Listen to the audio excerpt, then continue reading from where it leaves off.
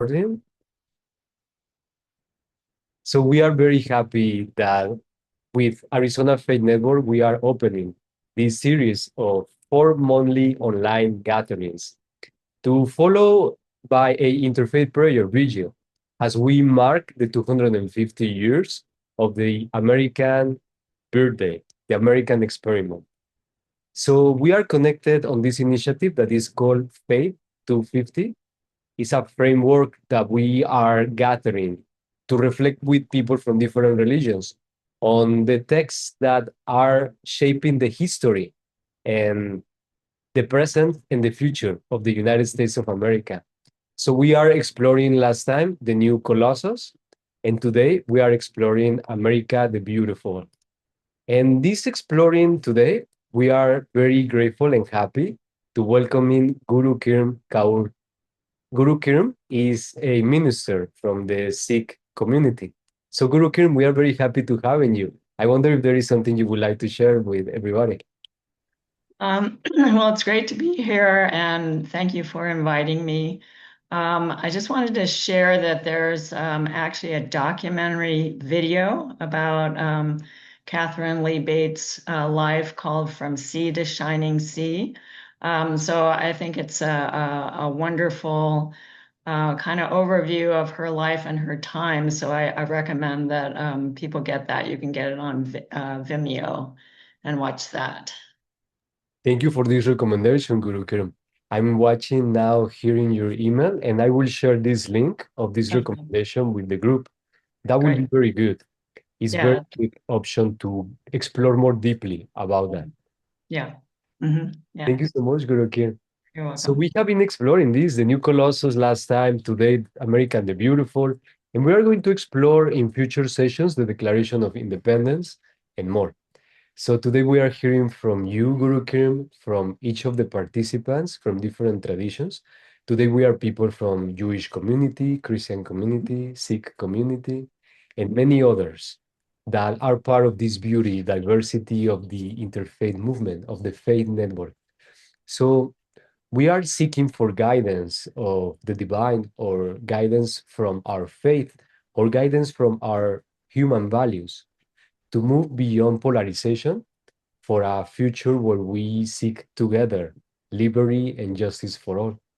To see the reality, to living in good relationship and harmony with our neighborhood. So today we are exploring American the Beautiful. And I wonder, Medina, if you would like to share that part in your screen, or I also have this ready with me. We are going to share the text and a introduction to open this conversation. We are going to have a very interactive conversation today, and we invite you, Alan, Ron, Christina, Alicia, Karen, Sarah, everyone to participate into this conversation. Fondue, I gave you access to screen share. Okay, thank you so much, You're Melina. welcome. So I'm going to share this with everybody about the introduction of the beautiful. And I wonder, Christina, if you can help us to read the first part that is the introduction. Yes. Catherine Lee Bates's anthem emerged out of her travels across the country and the inspirational music of religious composer Samuel A. Ward.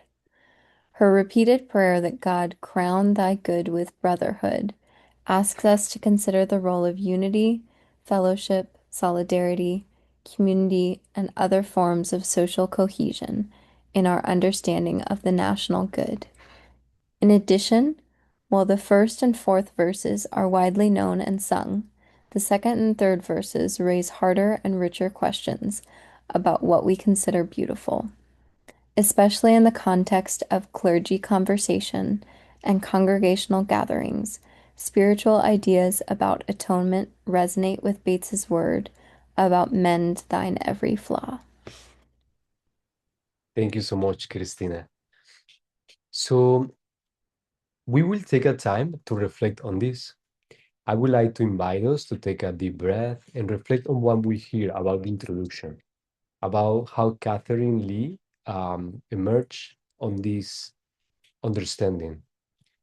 And we open the conversation. And I would like to ask you, Guru Karam, what came to your heart when we are exploring this together about American the Beautiful coming from these experiences? Well, no, for me, the verse had many connections. When I was a child, my mother would take us in a camper van and explore the Indian reservations, the Hopi and Navajo reservations. And I think those landscapes were very much the same expansive and spacious landscapes that Catherine experienced on Pikes Peak. And for me, that kind of openness and vastness really gave me a sense of oneness, brought me a sense of oneness with the creation. And I think her poem is a translation of her experience. It's very masterful. She does it with very few words, but very descriptive words, descriptive in colors and images and emotions. And it's very, very effective. It was one of my favorite, songs growing up when I was in school. And I actually grew up in the Episcopalian tradition. So it reminded me of the hymn, All Things Bright and Beautiful, that we used to sing in church. And it also reminds me of the words of Guru Nanak, that he walked many thousands of miles during his life, sharing his teachings, and he was kind of like a spiritual conservationist. He always talked about the unity of spirituality and the earth and nature. So one passage that he wrote was, "The sky is the azure salver, the sun and moon are thy lamps, the sandal forests are thy incense, and the breeze is thy fan. These, along with the flowers of vegetation, are laid as offerings at thy feet. What other worship can be compared to nature's own festival of lights, while the divine music resounds within?" So I think there's a kinship between his writings and her writings in the love of nature. That's very beautiful, Guru Kiran. And I was very happy when I learned that you feel connected with this song. So when we planned for this program, you came to our heart. And that's Mm. beautiful to see the connection we have in our diverse traditions, that Mhm. we have this kind of connection, and you are perfect on having this conversation today. So thank you so much, Guru Kiran. Thank you. I'm sharing a question for you and for everyone here in the chat. And I wonder, Karen, if you can help us to read the question that is in the chat. Thank you so much, Karen. I will try. I am being challenged today. Okay. Oh, I think I can read it. Name one way that our community exhibits either physical beauty or moral aspiration. Oh, okay. Our community exhibits physical beauty or moral aspiration. Thank you, Karen. Thank you so much. We wonder, Guru Kerm, if you may have any example, and also Karen and Christina and Medina, Ron and Sarah.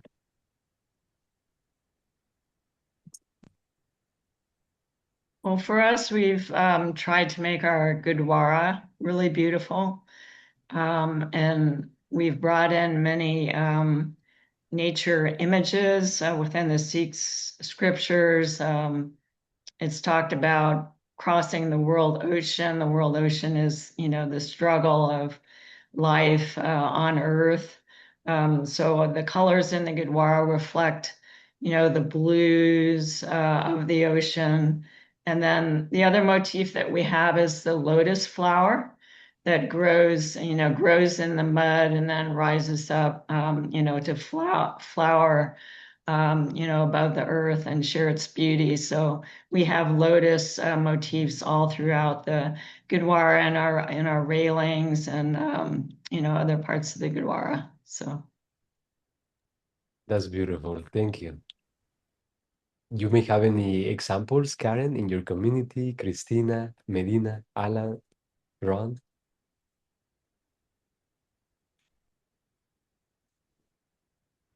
Well, if you're thinking about where I worship, so the inside of the sanctuary where I am, we had a member who was an artist who made a beautiful cross that is hanging behind the altar, and also made a gigantic, beautiful dove that is over the baptismal font, and it has water droplets that move around. It's got to be like 12, 15 feet tall. And it's just, both of those are really inspiring. They're bigger than life, and kind of put perspective on things, and remind us of what we believe. Thank you, Karen, for sharing this example. So we are going to explore about the text, the specific text. And I wonder, Sarah, if you can help us to read, I will share my screen, and if you can help us to read that part of the text, to explore together this specific, I will share my screen now with you. Sure, I'd be happy to. Thank you so much. Oh, wow. We're starting right off with the words to the song. Oh, beautiful for spacious skies, for amber waves of grain, for purple mountain majesties above the fruited plain. America, America, God shed his grace on thee and crown thy good with brotherhood from sea to shining sea. Thank you, Sarah. Guru Kiran, when you heard this, what came to your heart?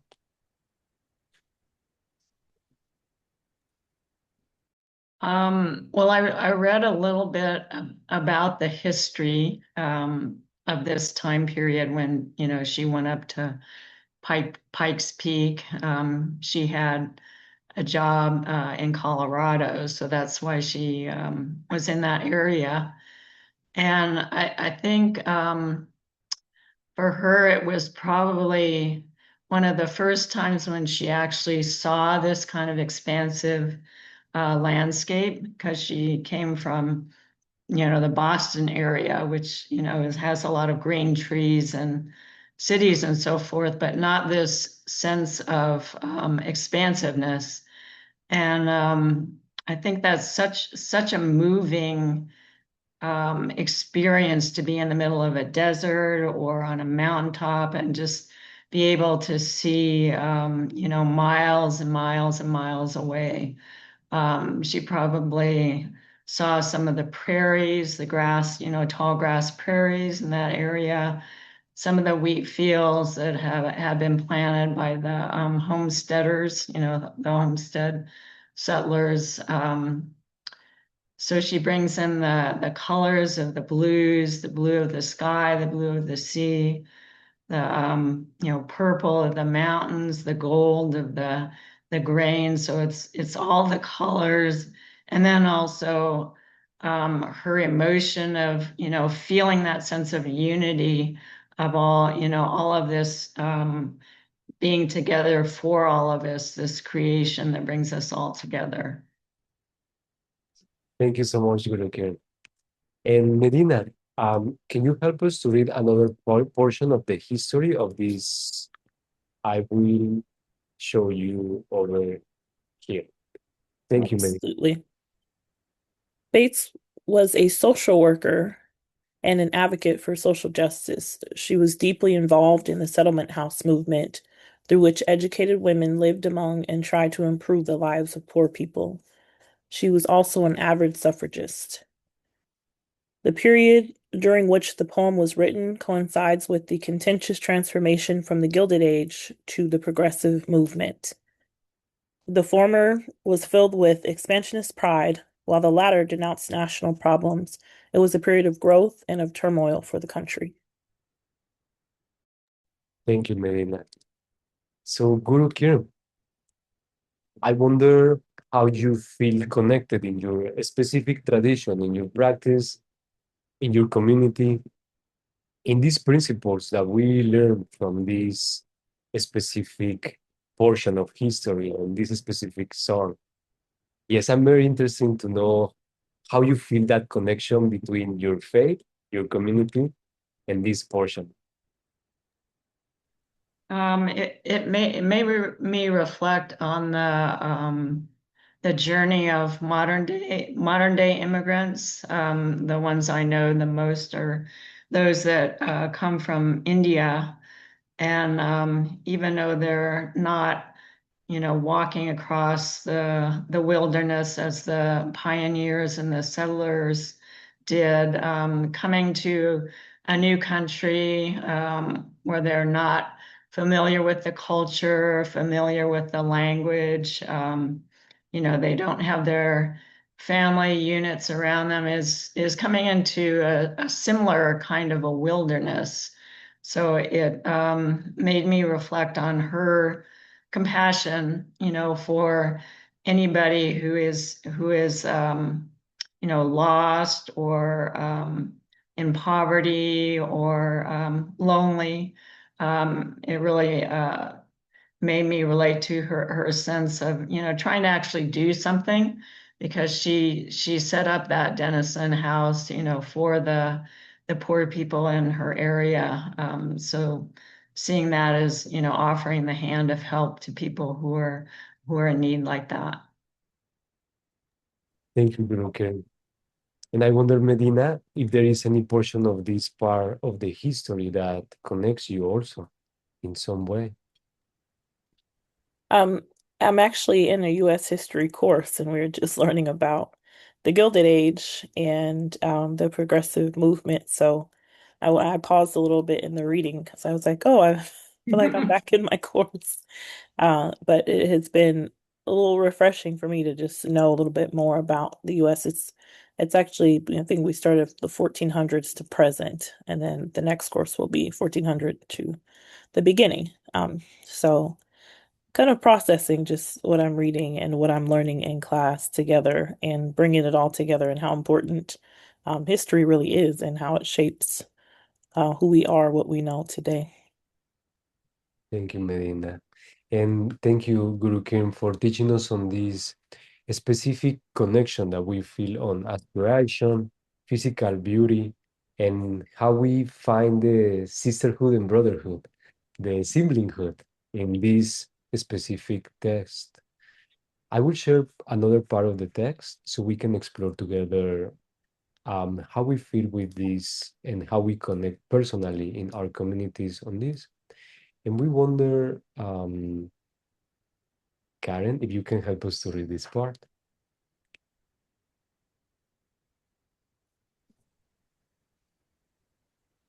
Starting off with who? Yes. Oh, I'm sorry. I'm sorry. Now that's better. Starting off with, oh, beautiful for heroes proved in liberating strife, who more than self their country loved, and mercy more than life. America, America, may God thy gold refine, till all success be nobleness, and every gain divine. You want me to keep going? Yes, please. Thank you so much. Oh, beautiful for patriot dream that sees beyond the years, thine alabaster cities gleam undimmed by human tears. America, America, God shed his grace on thee and crown thy good with brotherhood from sea to shining sea. Thank you, Karen. Guru Kim, you mentioned about immigration, and I would like to ask you how you see this opportunity we have to build in the United States of America together in the beauty of this diversity of our expressions, our religions, our cultures that are coming from very diverse parts of the world. For example, I'm coming from Mexico, and many people are coming from many other specific cultures that make so rich and so beautiful America. So I was wondering about that and any other reflections you may have about how we are building this together.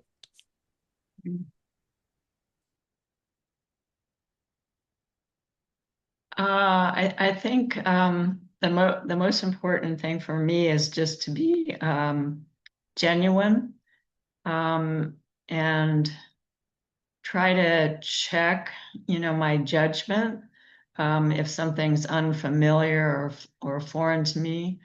But just to be open and friendly, I find that just a smile goes a really long way. And in the Gurdwara, we're pretty open. We have the services open, the meal afterwards is open. And so in the Sikh tradition, actually, the Guru Ka Langar was a time when all those divisions between people were broken down because they all sat together and ate together. And I think it's a beautiful example of how to share with people, especially through food and congregation and, just being open. Thank you so much, Guru Kiran. And that's a very beautiful component of your tradition that we feel a lot of appreciation, the langar. And when your community share food with many people that come to the Gurdwara. So Guru Kiran, can you explain to us more about what is the meaning of the langar and when this happened? Okay, sure. Well, it originated with Guru Nanak when he was a boy. And the story is that his father wanted him to have, a trade or learn how to make money. So he gave him, a small sum of money and told him to go, into the town and buy some goods and then sell them for a profit. But on the way into the town, he came across a group of sadhus, which were, Indian holy men. One of their vows was, to not have any money. So they would just, ask for food or whatever they needed. And so he talked to them and he found out that they had just broken their fast. They were very, very hungry. So, the goods that he had purchased, he came and he gave them all to the sadhus. So he, shared with them and fed them, and took care of their needs. And when he got back home, his father said, where's your profit? And he said, well, I made a true bargain. I gave the goods to the sadhus, and they blessed us and our family. And his father was not very happy about that, but that was called a fair bargain, and that was the beginning of the Langar. And in the community that he established at the end of his life, and then going on with the other Sikh gurus after that, people would be asked to line up in long rows sitting down, and then they would be served the same food, out of the same pot. And it was a way of breaking down the caste tradition in India, which separated people and, dictated that only the priest could have, food made for him and that kind of thing. So it promoted a sense of equality amongst all the people who were there, as well as, of course, overcoming their hunger. So we have it after every one of our services. It's a required part of our services. Yes, that's very beautiful. And recently we have the Interfaith experience, the experience All Interfaith right. with Mhm. you at the Gurdwara. And that's a beautiful opportunity to connect with people from different religions at the Gurdwara and to share the food, to share with the Langar. Right. Yeah. Yes. Thank you so much, Guru Kiran. So we Mm. open the conversation, Christina, Karen, Medina, Alan, Sarah, Ron. If you have any questions for Guru Kiran about how this connection with this topic today and the tradition, and also if you have any personal connections you find. In the meantime, and I will be looking for your microphones if you feel called to share any question. But in the meantime, I would like to ask you, Guru Kiran, how do you feel that the appreciation that we are giving to the physical beauty and to the environmental beauty of the United States of America through this song could inspire us to taking care of the environment and to be better in how we relate it with the nature? Okay. Well, one way that I do it is I'm an artist. So I am a plein air painter, and I go out into nature and do watercolor paintings. So for me, that's I look at Bates's poem as like a translation of her experience out in nature, and then bringing that translation back to all of us. So it gets, basically gets magnified. It becomes our experience as well. And so with my artwork, I'm also bringing the experience of, sitting out in the desert and doing a painting, what I saw and what I felt, into the artwork, and then, sharing it in exhibits and that kind of thing. So that's another way of magnifying that experience for other people. In addition, I'm a member of a number of organizations that support conservation efforts, especially in the Southwest. Southern Utah Wilderness Alliance is a very effective group in working to protect the Red Rock area of the Canyonlands and Arches National Monument. So I'm very active in that. And then also the Sierra Club. That's very good. Thank you so much, Guru Kiran, and for your work for the environment. And it's very much needed, right, Guru Kiran, to see people from very diverse religions doing this together, because we, each of us, contribute in a very unique way in our specific theology, on the specific practices and organization in how we can contribute for the environment protection. Thank you so much, Guru Kiran. So today we are listening one another in how we see the shared civic values, and also to celebrate our hopes for the United States of America that we want to see, the United States of America that we are building together with all diverse religions. And I wonder, Guru Kiran, what is your hope for the United States of America today that we are reflecting on the beauty of America? Well, I hope that our national parks, national monuments, state parks can continue to be protected. I think it's one of the system of the national parks is one of our greatest treasures.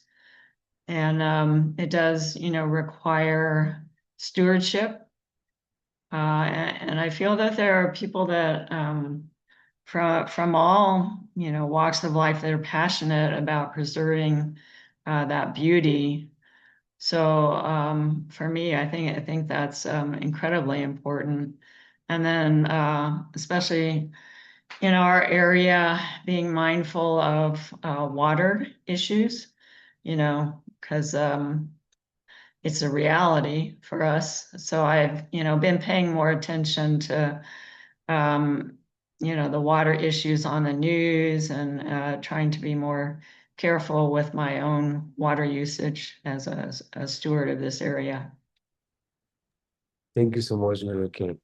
And we are reflecting that we are helping each other on this process of how we are taking care of the environment, also through our shared values that we have in common.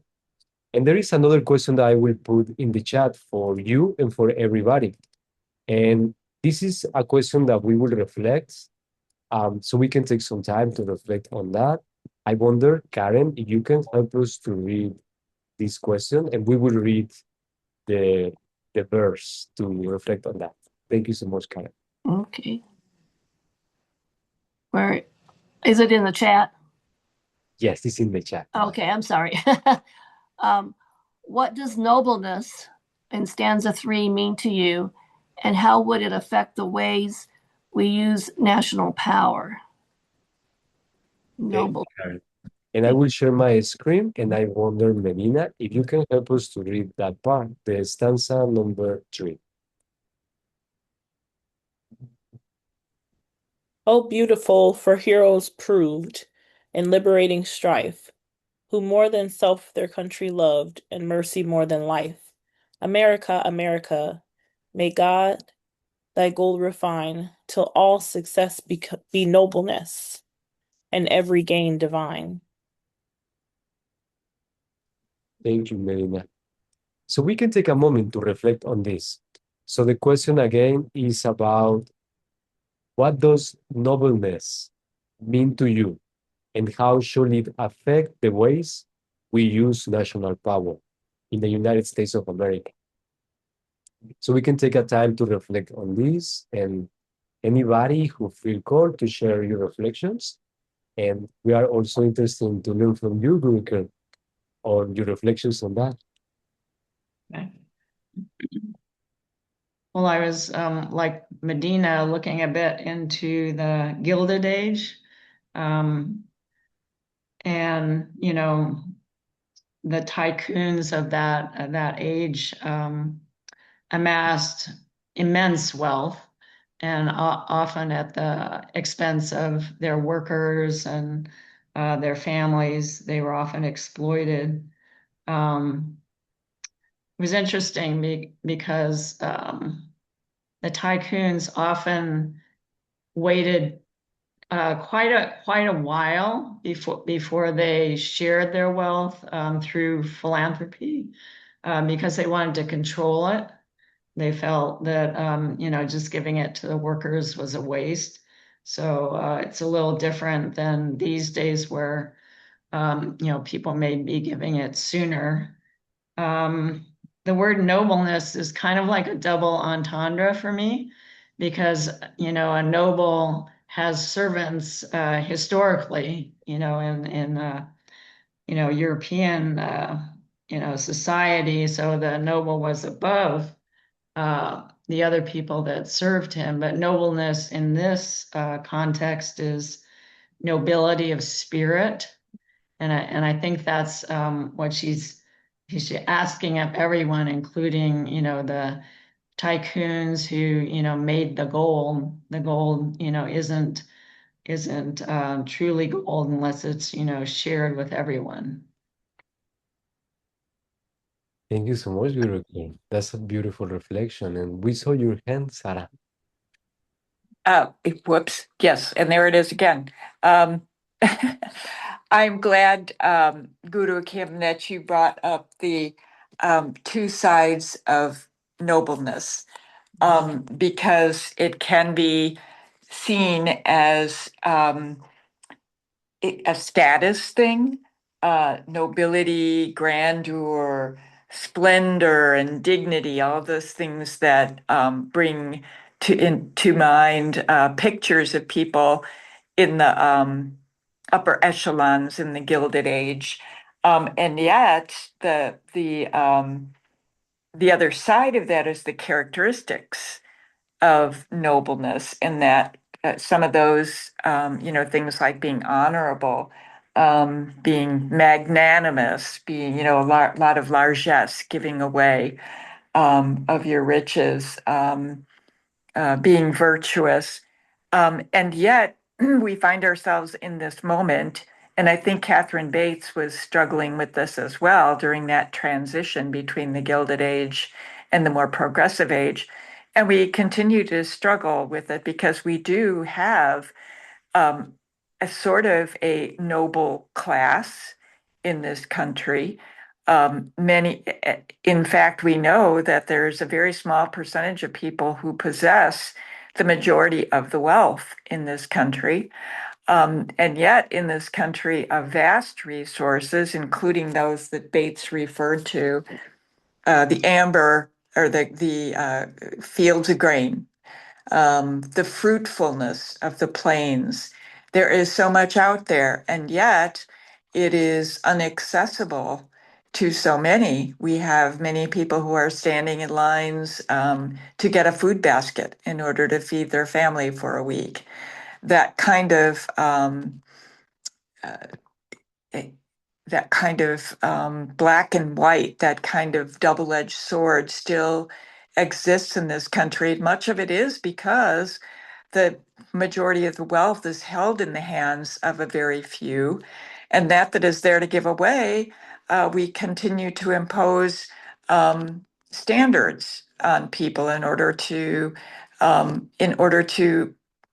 get that handout, to get that SNAP benefit, to get the what do you call them? I guess it is the SNAP benefits. We require them to work, even in the cases of people who have very limited access to jobs or physical impediments who keep them from doing it. I just see a real stress between these two things that Bates is pointing out. On the one hand, the the abundance that the earth provides, and on the other hand, the policies that we have put in place that prevent so many people from having access to them.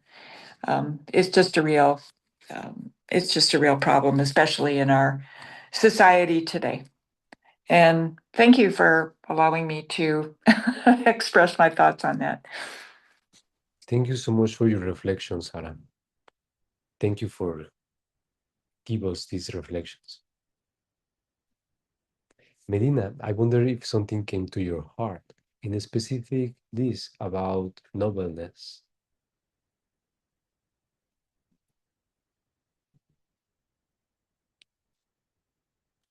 And we Sorry, my open. hand slipped and I couldn't find the mute button.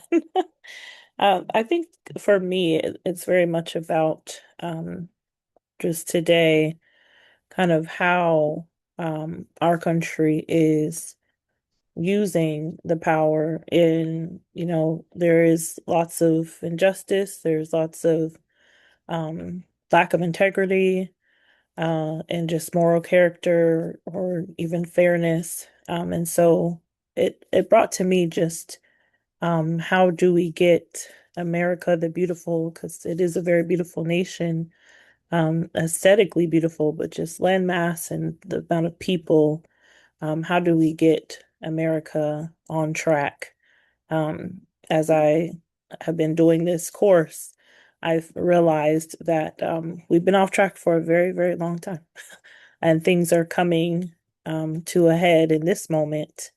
And it's giving us a chance to really think of how do we want the future to look like for children, grandchildren, even if you don't have children. I think caring about what the next generation will do and how they will lead is very important. And a lot of that to me is through education. A lot of it is through understanding people and sharing beyond this nation what you learn and good things. And so always hopeful. But nobleness to me is just the opposite of what I feel is happening now. Really honor, fairness, responsibility, discipline, justice, just being ethical to one another, freedoms that a lot of people have come here um, to have freedom in religion, freedom in life. And so being able to see that would be a beautiful thing to me. Thank you, Medina. With these beautiful reflections, Medina, Sarah, Guru Kirim, I came to my heart and my mind how beautiful was for me 1 year ago. I celebrated the naturalization ceremony when I became a US citizen. So now I hold two different citizenships, Mexican and United States of America. And that was a very beautiful time. We play actually this song and came to my mind and to my heart how beautiful is to see relating and the harmony between people from different cultures and traditions. That's why I dedicate doing interfaith because I find the beauty. And today we are talking about, in this last question, about how we use the power. And I believe very deeply in my heart that the power we have is our diversity. I find in the diversity the power we have because the diversity contribute in a very unique way on how we are building this specific society, the United States of America. And this is a dream coming true to see each of us from different traditions having a dialogue, having a conversation on these shared values. And I wonder, Guru Kiran, if you can help us to read another part of a reflection we have, and if you can help us to reflect on this specific portion for today's conversation. I will share my screen with you, and thank you so much, Guru Kiran.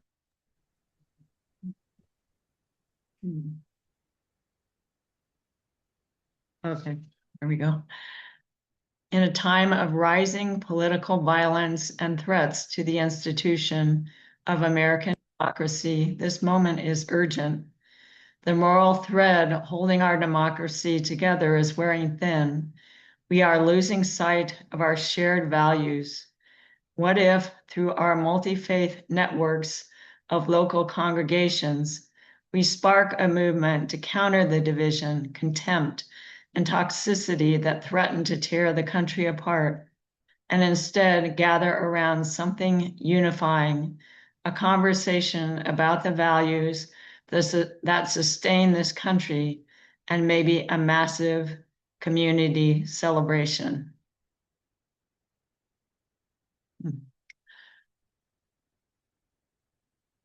Well, that would be amazing. Okay, now I think you're on mute, Bandu. Thank you, Guru Kiran. Yes, I was on mute. Thank you so much. Yeah. Yes, and we are very interested to learn how come to your heart because you have dedicated for many years, Guru Kiran, on doing interfaith collaboration, and you are promoting this dialogue. You are promoting to happening the harmony between different religions. So yes, we are wondering if this resonates with you. It does, and I think it goes beyond just the reaching out to face, and in our neighborhood, we reach out to our neighborhood. So we invite, the Coronado neighborhood to be a part of our activities, and they come over and, share in like our children's bake sale and that kind of thing. So I think just reaching out first like locally, and then more citywide, and then countrywide, but starting at the local level and then moving from there, I think is very effective. Thank you so much, Guru Kiran. And today we have been hearing from different experience of life that coming also from this inspiration that we find in our specific tradition. And that reminds me, Guru Kiran, that in my tradition in Buddhism, we talk about suffering, and we talk about this concept of suffering also has an opportunity to find together and to alleviate the suffering that we all experience. So talking about suffering when I'm with my community, with Buddhist community, reminds me the opportunity we have to alleviate that suffering together. And I wonder, Medina, if you can help us to read another part. And thank you so much, Medina, for helping us on this. And we will reflect on this together.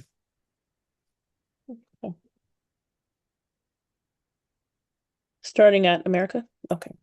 Thank you. America has 370,000 faith institutions, almost 3 times the number of K through 12 schools.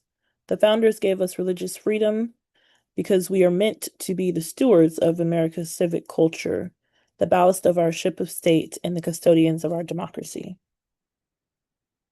Thank you, Medina. And today we are people from very diverse religions, and we are here together. Also, thank you for the freedom of belief that is part of the foundation of the United States of America. It's part of this beauty that we also hear on this reflection today. So reflecting on this, we opened the conversation, and Guru Kiram, if something came to your heart, reading about how many faith institutions we have and the framework, the legal framework of freedom of belief that we have in the United States of America. Well, that was an amazing number. I had never seen that number before. I think we need more schools also, it seems like.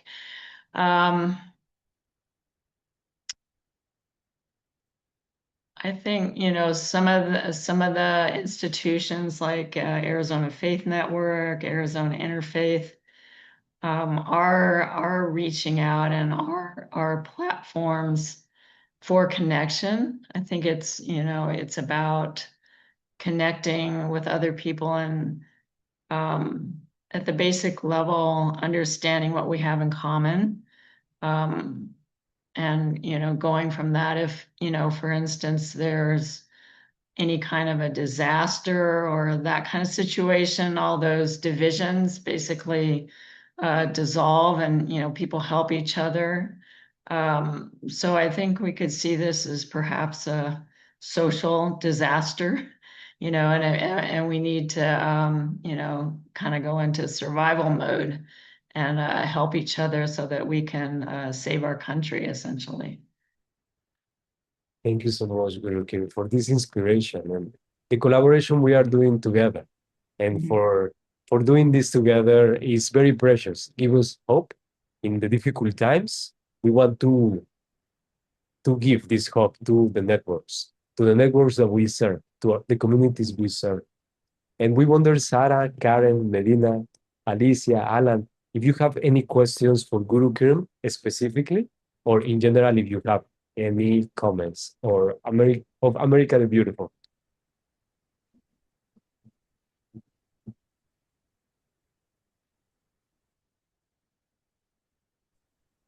This is Sarah. I just value this conversation so much. It brings up so many sides of the history of the U.S. on into today, and the struggles that have plagued us, I should say, over since the time of the signing of the Constitution, creating the country, but that it's trying to find. We have been struggling to find the balance between the resources that we have, which are huge, and the justice and equality and fairness in our legal system that allows us all to have access to all of those resources. And that seems to be the ongoing difficulty that we struggle with from day to day. I think the song is kind of an aspirational song. What she describes is a beautiful city, alabaster city. It's almost like streets paved with gold and plenty for everybody. Yes, that is something we should aspire to, something for everybody. But I think she realizes in her heart too, with the work she did with women, with suffragettes, with the poor, that we're not there yet. It's going to take a while to reach the dream that she saw. Maybe it's kind of like Martin Luther King. He's been to the top of the mountain and he has seen what is possible, but we're not there yet.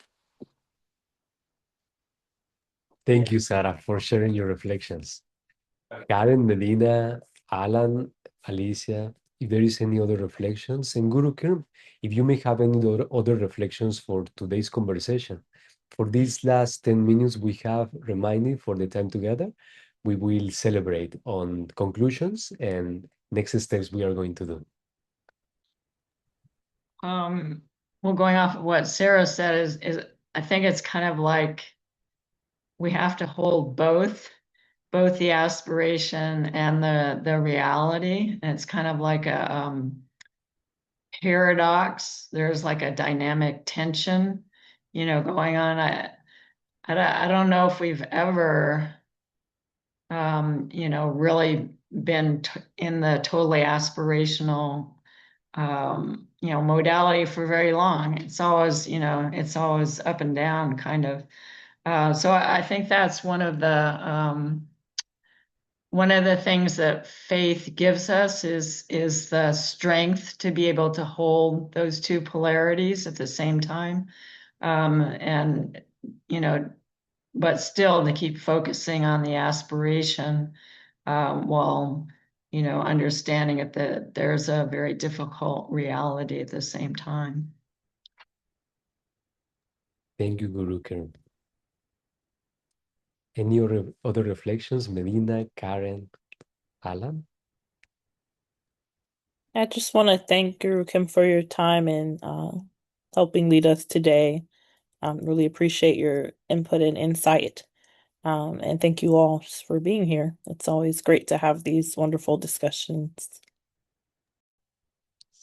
Thank you so much. And One we are one thing I wanted to add, because the closing reflection was, about the actual song and the music. And I was comparing it to the Star Spangled Banner. The Star Spangled Banner actually doesn't mention America in it at all, which I thought was interesting. I think America the Beautiful is a lot easier to sing than the Star Spangled Banner. And, when you get to the word America, America, that's kind of like the highest note in the song. So it kind of brings us all up, to the rising of America just through the music. I thought that was really interesting.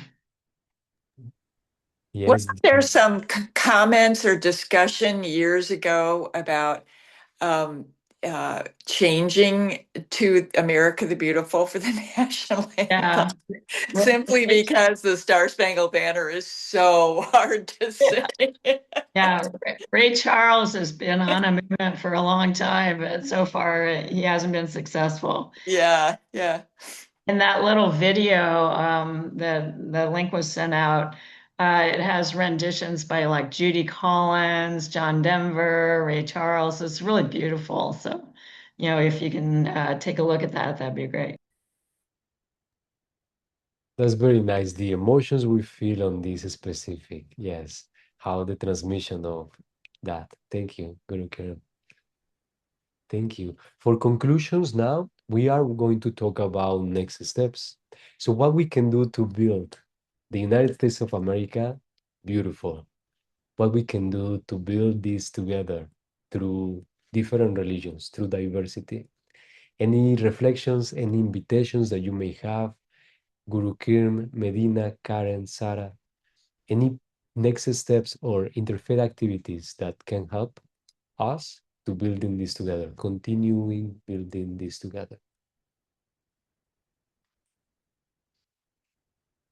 Well, I think an interfaith gathering somewhere out in nature would be really powerful. It'd have to be organized, but I think that'd be because it is definitely one of the areas that's under attack, at this point. So praying in that place of beauty, I think would be really magnificent. Thank you, Guru Kiran. And yesterday we were with Sarah King at the Capitol, celebrating and observing Earth Day. And we will continue doing these activities together, honoring the environment. And Sarah is also our chair for the Arizona Faith Network of the Working Group on the Environment, the Church in Creation Collaborative Working Group. So, Sarah, I wonder if you may have also any other invitations for next steps to build this together, America the Beautiful. I agree wholeheartedly with Guru Kim. I think having more of these discussions in nature connects us all with that which we all depend on. There's nothing more interfaith than appreciating our earth and what it provides for us. We're all dependent on it, no matter what flavor we are. So yes, I would fully support something like that. The more we can do to bring attention to the stresses we're putting on our earth and the need for conservation is the better. And the more power we can bring to it through the interfaith community, even better. Thank you, Sarah. Medina, any other next steps we have and also opportunities for engaging on interfaith collaboration? I would say just continue to be a good neighbor and encouraging those around you to do the same. I would second and third, Gurikin and Sarah, we need some time in nature, whether it's Sedona or Flagstaff, somewhere with some great air quality outside of Phoenix. It's a little tricky here sometimes. But I was in Sedona last month, I think, and it definitely was very peaceful. I took one of my friends who's immigrant from Rwanda there. His first time got to visit, so it's really cool. And he saw some of the red rocks, he said, reminded him of parts of Rwanda. So that was really neat to see as well.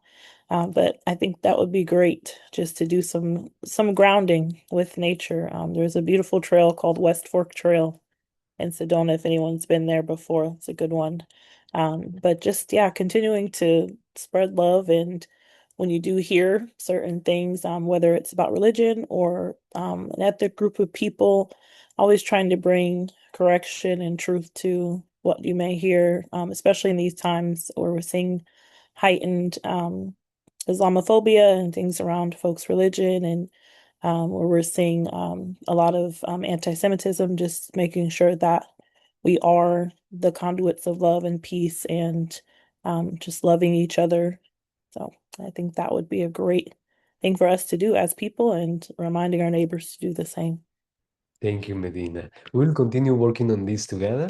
And for closing our time together, we wonder, Guru Kim, if you may have any prayer, any intention or reflection for closing this.